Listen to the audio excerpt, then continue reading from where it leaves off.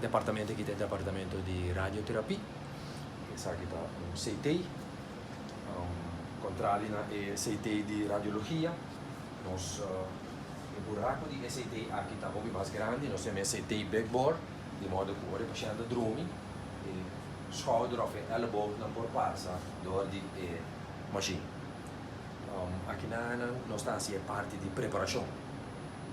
O paciente viene e está assim no CT, e dura mais ou menos 15 para 30 minutos. Então, a parte de preparação aqui está sumamente importante para o tratamento de radiação que vai seguir. Uma vez que o paciente está claro com a parte de SAT, o doutor e elaborando um plano.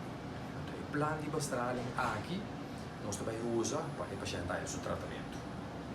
Aqui nós também põe exemplo, esse aqui é um paciente que tem tratamento de garganta, nós também traz mascarada, sobre a área que sempre é uma área sumamente movível.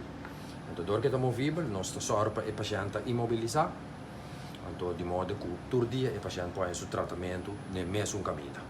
Esse aqui também é um exemplo de um paciente que tem tratamento de cabeça, também mesmo setup, nós traz a mascarada.